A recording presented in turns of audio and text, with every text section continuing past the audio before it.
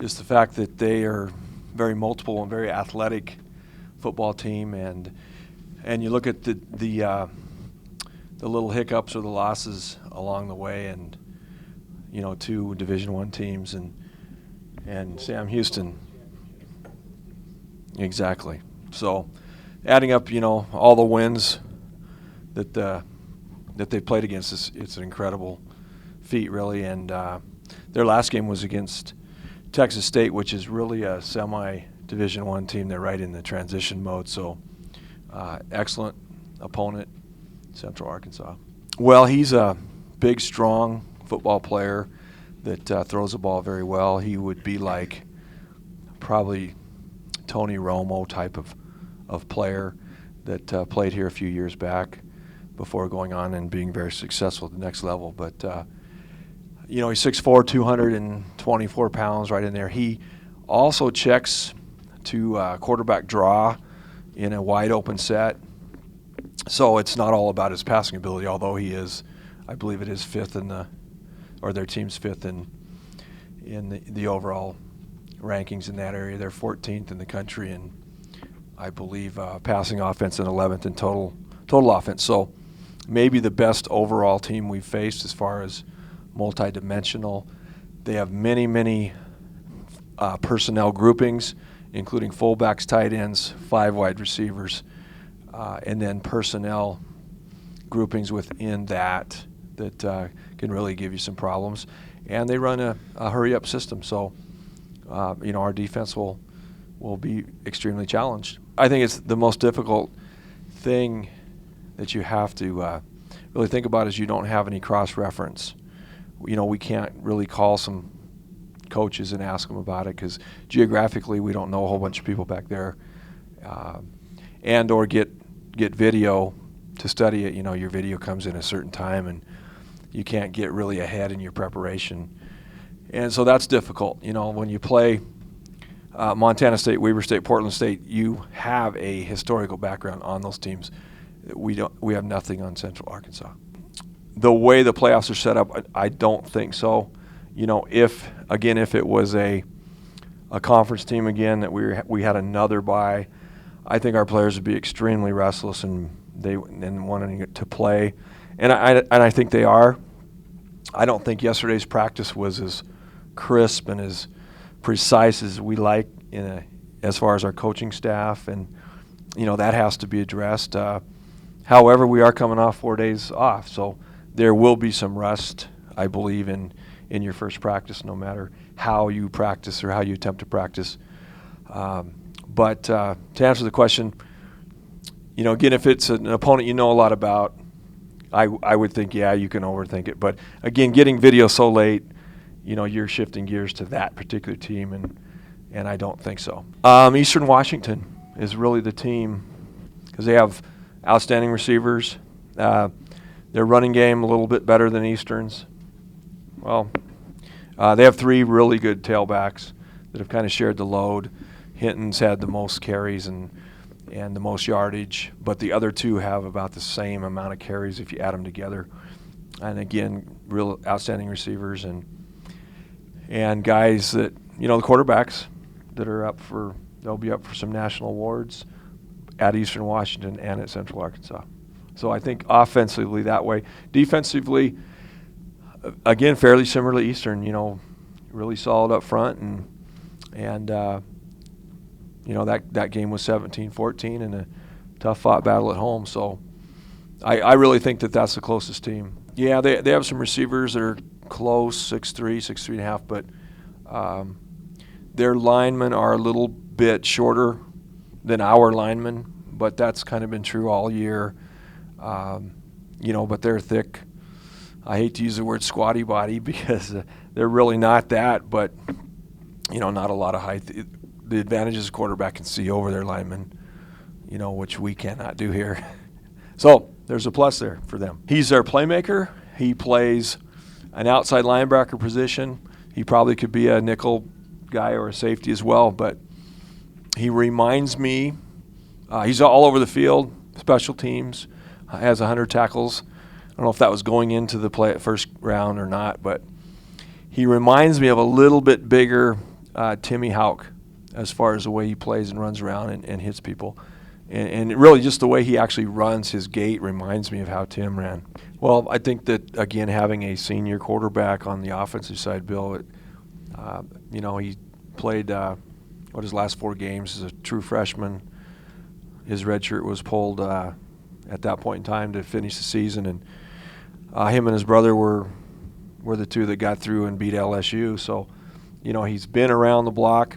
He's, from what I understand, a very knowledgeable quarterback. He studies a whole bunch of extra video, which, you can't say enough about those types of players. And I think our senior class has done an outstanding job at doing that, as it sounds like Central Arkansas has.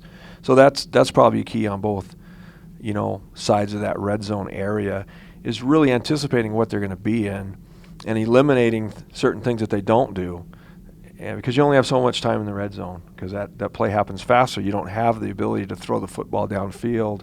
If you're going to sack a quarterback in the red zone, you better hurry up and do it.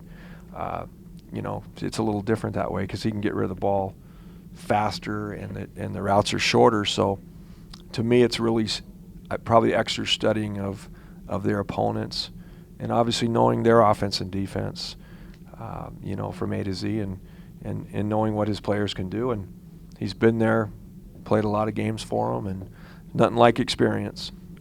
Jordy was extremely healthy against Montana State. I think that showed up. He was healthy against Weber State, and those are probably our 2 most efficient games on offense. And that's very important for us to keep him healthy, and he is he'll take some chances, and sometimes you don't want him to take those chances. And like John said earlier, he was able to hand the ball off without having to read, and we've added some of that dimension to our offense in the last 5 games, and I think that's helped his health. And the second point is he is he's a coach's son, and that's a cliche. However, a lot of times those coaches' sons are the guys that are the last guy out the door, and they're, he's studying all kinds of video. He's very prepared for Montana State because of extra video work, and he's been in quite a bit, doing his voluntary film study with himself and with Coach Smith. Yeah, very opportunistic team. Very physical team, Fritz. It when they hit you. Number 12, we've already talked about him. Number 17, their defensive end, same type of player. Number 1, junior college transfer, as is 17, that probably should be playing maybe in the SEC. Somebody missed on those guys, and I believe we have some of those guys. You don't want to play against too many of those guys. You want them to be in the SEC. But those 2 guys are that type of athlete. They run, they hit you. Number 1, you'll see if you watch video of the game, he'll play their middle backer and their Sam linebacker, and he runs all over the place. So by having great team speed, they're able to get to the football and cause havoc that way. And second, being physical, they'll jar that ball loose. They're always stripping for the ball. Good example in our conference is Weber State. They've done a great job of doing that over the years, stripping and pulling that ball out all the way past the whistle. So they've done a good job in that area. I think tenacity is the best term to use because, we've said that with a new offense, that is the hardest part of a new offense. As a quarterback, sometimes you have 4 or 5 receivers and you have your reads. However, on the offensive line, they can move a defensive lineman and the whole blocking scheme can change. There's no rules that you can't do that. And as we've credited our offensive line, we've talked how they've gotten better every game. And, it's that part of it, a lot of it's mental. But I think, again, the Weber State game, Montana State game, they played as physical as they have in the 2 years we've been here. And very proud of those guys. And they'll have a big challenge this Saturday to do the same thing. We, like you said, we dominated those guys up front, rushed for over 300 yards, and I think a big part of that was just coming to work every day. We had that bye week before. We worked hard and came the next week and game week and prepared hard for these guys, and I mean, it paid off. Read zone's a big part of our offense, and that's really what it comes down to. I mean, I don't think Jordy kept the ball as much as maybe he could have or not, but, I mean, he obviously made the right decisions because everything worked out great, and we won the ball game, so it's good. I mean, definitely the stakes are much higher. It's win or go home. It's kind of cliche to say that, but that's the way it is. And, if we don't show up to play, this is definitely a team that can beat us. So we need to, prepare hard. And I think everyone in the locker room knows that. And the guys are a lot more focused. And, like Coach said, yesterday was kind of a rusty day, but I expect a lot more today from everyone on the team. It does a little bit, but, that's all season one. That season's over. Yeah, I mean, anything happens in the playoffs, That's why it's the playoffs. Another team gets, they get a chance to play on Saturday, and, that quarterback's going to be, he's going to play his heart, he's going to play his heart out. And so So, yeah, we've played some really good quarterbacks in the conference. But there's a reason why they're in the playoffs, and some of the other teams that we haven't played aren't. They're a good team, and season 2 starts. Last week we did a lot of mental, trying to get both teams as much as possible. This week's the physical part. Some people had probably a little extra turkey than they needed to, but we'll be all right. Yesterday was Monday, full pads. I thought maybe rust-wise, but the physical part and I felt like everyone was kind of high, high amped, high energy. Just a few mistakes here and there, which we can correct. It's a Monday, and that's what we're going to correct, and that's why we have meetings and film session as well. I play up-tempo offense every day at practice, so I mean I'm excited for it. We've played a couple other teams that kind of up-tempo us as well, but I think we get a really good practice with it against our offense as well. Especially going against the number ones because they're good at it as well, and it should be. We'll see. What we have to do is eliminate, stop drives, not let them continue drives, because that's what you see with those up-tempo offenses. They continue a drive, that's where people start getting tired. But if you can get out off the field and get your offense on the field, they can't keep going tempo on you. So.